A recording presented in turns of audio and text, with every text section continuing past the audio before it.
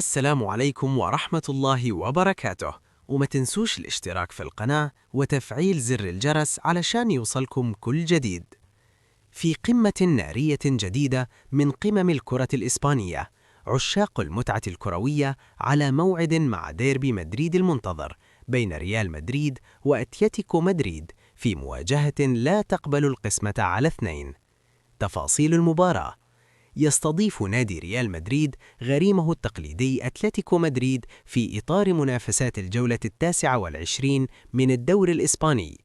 المباراة تأتي بعد فوز مهم لريال مدريد على مانشستر سيتي في دوري أبطال أوروبا، وهو ما يعطي دفعة معنوية كبيرة للفريق الملكي قبل الديربي.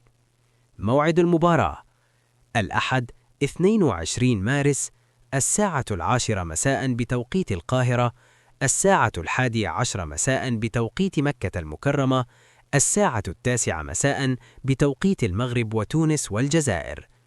القنوات الناقلة: تنقل المباراة عبر شبكة قنوات بي إن سبورتس، الناقل الحصري لمباريات الدوري الإسباني في الشرق الأوسط وشمال إفريقيا. الديربي ده دايما بيكون مليان إثارة وندية، وريال مدريد داخل اللقاء بمعنويات مرتفعة بعد انتصار أوروبي مهم، بينما يسعى أتلتيكو مدريد لإيقاف سلسلة انتصارات الملكي وخطف الثلاث نقاط. تتوقعوا مين يكسب ديربي مدريد؟ اكتب رأيك في التعليقات، وما تنساش تعمل لايك وتشترك في القناة علشان يوصلك كل جديد.